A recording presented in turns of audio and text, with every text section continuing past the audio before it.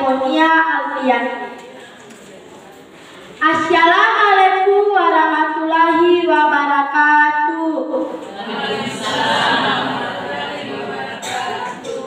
Shalom. Salve. Om Swastiastu. Namo Buddhaya. Salam kebajikan. Yang terhormat para dewan juri, yang terhormat para kepala sekolah sekecamatan Borong, yang terhormat Bapak dan Ibu guru, yang terhormat peserta lomba sekalian, dan singkatnya hadirin sekalian. Pada kesempatan pertama, marilah kita mengucapkan syukur kepada Tuhan karena atas berkat dan rahmat-Nya kita semua dapat terkumpul di sini dalam keadaan sehat. Pada kesempatan ini, saya akan membawakan sebuah pidato dengan judul Pendidikan di Manggarai Timur di Era 5.0, Antara Tantangan dan Harapan. Pada dasarnya, pendidikan menjadi salah satu indikator penting dalam mengembangkan peradaban suatu bangsa. Maju mundurnya sebuah bangsa ditentukan oleh sistem pendidikan. Pengembangan sektor pendidikan menjadi sebuah investasi dalam memajukan peradaban bangsa. Hal inilah yang melatar belakangi pengembangan sistem pendidikan di setiap negara di dunia dan khususnya di Indonesia. Pengembangan sistem pendidikan mesti beradaptasi dengan zaman yang terus berubah.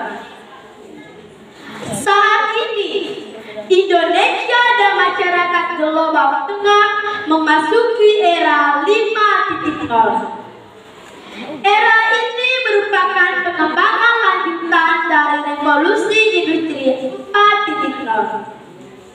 Secara hakiki, revolusi industri merupakan sebuah perubahan radikal dalam pola hidup bersama umat manusia secara teknologi sebagai konsekuensi langsung dari aneka penemuan dan karya cipta dalam bidang ilmu pengetahuan.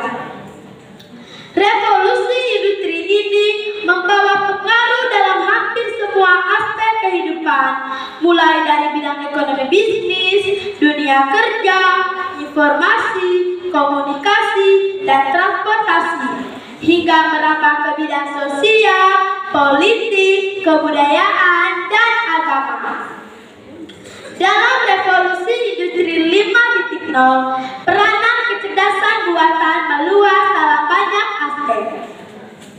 Era Super Smart Society 5.0 sendiri diperkenalkan oleh pemerintah Jepang pada tahun 2019 yang dibuat sebagai antisipasi dari gejolak disrupsi akibat revolusi industri 4.0 yang menyebabkan ketidakpastian yang kompleks dan ambigu atau VUCA.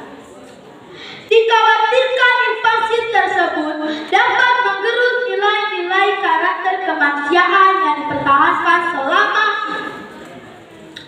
Oleh karena itu, sektor pendidikan perlu mengantisipasi agar revolusi industri 5.0 tidak membawa dampak negatif dalam proses pembelajaran dan pengembangan karakter peserta didik.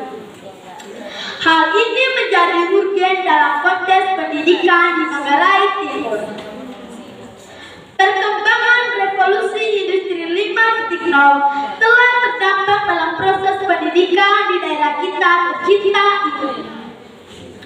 Agar pendidikan di Manggarai Timur semakin maju di era 5.0, maka perlu dua hal penting. Pertama, adaptasi.